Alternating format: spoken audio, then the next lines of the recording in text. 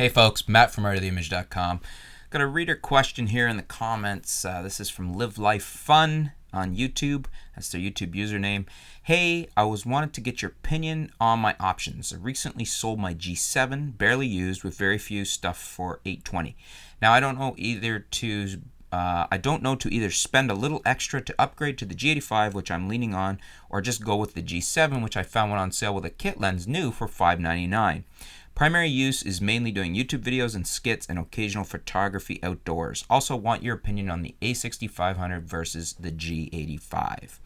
Okay, well, depending on when this video comes out and I just did a video on the A65 versus the G85. So that'll either be out soon or it's been just out. So just check in the list of the videos below and that'll answer your question on my opinion on that.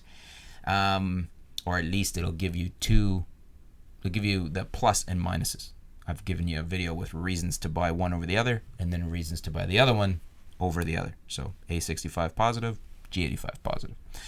Now, G7 versus G85, that's a good question. And I think one a lot of people are thinking about. The G85 is basically an update to the G7 and it brings some neat stuff. To me, and I think to most people, the number one thing that it brings is IBIS. Which, let's not underestimate that. Let's not fail to give that its due. That's a significant improvement and a significant feature. Although, for some people, perhaps they can do without it.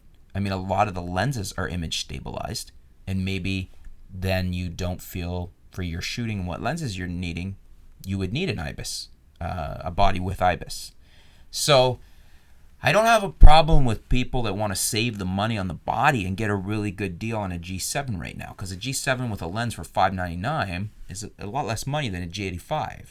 And if you don't really think you're going to need IBIS or particularly want it for some reason, if it's not something that's an advantage to the way you shoot, whether video or photography, then certainly the G7 is a fantastic value right now. And I wouldn't hesitate to tell you to go ahead and buy it.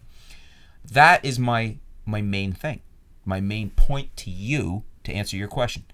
Do you want IBIS? Because for me, that's the single biggest thing between the G85 and the G7. Yes, there are some other nice features on the G85, but the big decision maker for me, if I was buying one today between the G85 and the G7, is do I want IBIS, or you could flip that around. Can I live without IBIS? If you don't need IBIS, definitely buy a G7. It's still a great camera. If you do think you want IBIS, then go with the G85. And so, if you're somebody that uses a lot of lenses that aren't Panasonic lenses or are older lenses, and you're adapting them from other systems onto your Panasonic body, IBIS could be very helpful.